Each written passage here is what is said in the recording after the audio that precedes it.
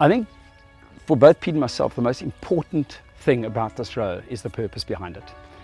You know, it's getting to Rio, okay, world first, so what? So what does that do for the planet? What does it do for us? Maybe it's a bit of an ego trip, but that's it. So this app is called the DOT app. And DOT simply stands for do one thing. So when I was presenting on a nature program in South Africa, I would say our planet is a dot in the universe. We just dots on the planet. But if each of us, DOT as an acronym, do one thing, collectively we reshape the planet's future. And the planet is in dire straits. I've studied climate change now for 18 years. There is no single bigger problem facing our survival, and indeed the survival of all species. So the app, if you like, is like Facebook for the planet. 4 categories on the app, the 4 most pressing issues facing our survival. Waste, we're the only species that doesn't recycle. Everything else in nature is recycled.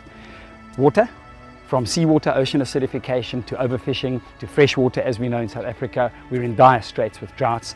Farmers are selling their farms for next to nothing, food prices are going up, and so on and so on.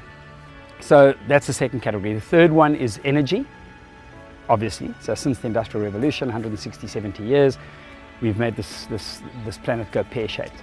And the final one is conservation. And we're not just talking rhinos here, we're talking honeybees, plants, everything that we are dependent upon for our survival. So it's like Facebook. You load your profile, you can share it on other social media platforms. It's going to be incredible, and it's about Malcolm Gladwell's book, The Tipping Point. It's about getting 5 million people on that app by the time we reach Rio. I think the most challenging thing is just... Talk 2 hours on, 2 hours off. Yeah, just you're alone in this little capsule in the middle of nowhere. That's going to be the most challenging thing, just not being able to do anything else and just focus. But also, in that challenge is the beauty of this row, because you can just become so singular in what you're doing. You've just got the ocean and the rowing boat, and that's what you're doing. You don't have any other things that you need to deal with. So we're going to, mainly our biggest, obviously, weight is an issue. So we're going to stock up with freeze-dried food.